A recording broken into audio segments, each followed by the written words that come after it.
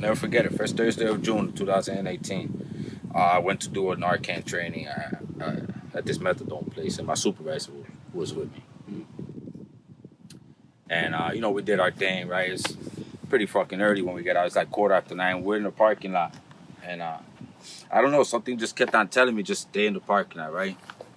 And, we have a smoke, we smoke a cigarette. And I don't know, like something just kept on telling me, stay there.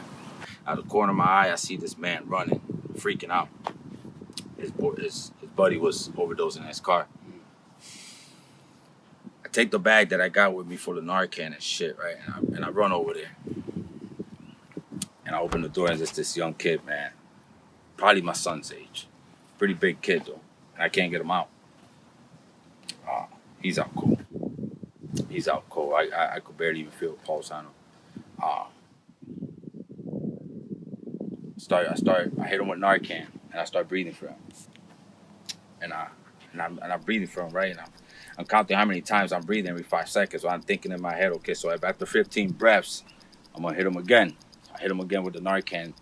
By this time, there's like 50 people behind me, freaking out. And I continue breathing for this brother, and I Narcan him again the third time. And literally, maybe 7, 8, maybe 10 minutes passed. I don't know. And I'm about to tongue him down again with breath. Literally, I'm about to, and I'm inside of me. It's that feeling's already coming. Just give up. It's gone, right? Inside of me, bro. I'm like, man, fuck that. And I'm like 2 or 3 inches from his face, man. He opens up his eyes. Literally, huge. I'll never forget it. I remember I felt my eyes get watery, right? And I do like a smirk or something. It's like I don't know what it was, man. Like a smile or something I gave him, and he just flipped out. He flipped out. Describe that.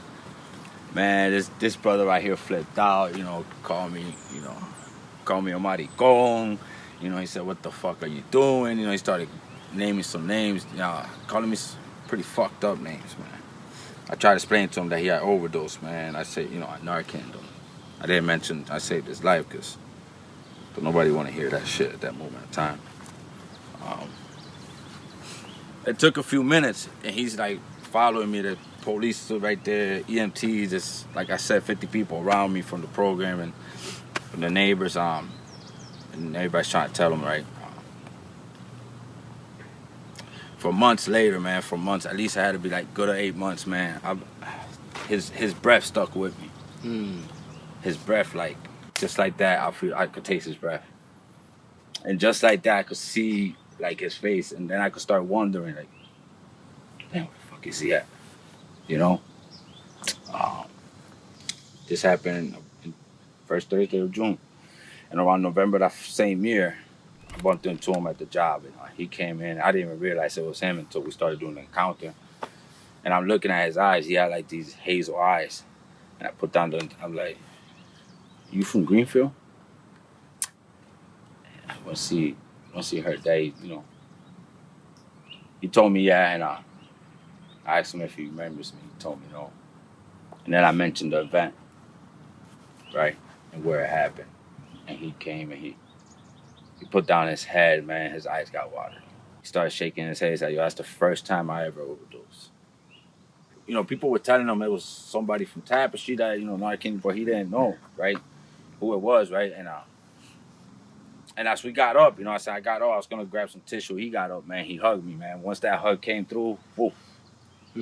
Man, it was a force, man. It was a force of appreciation.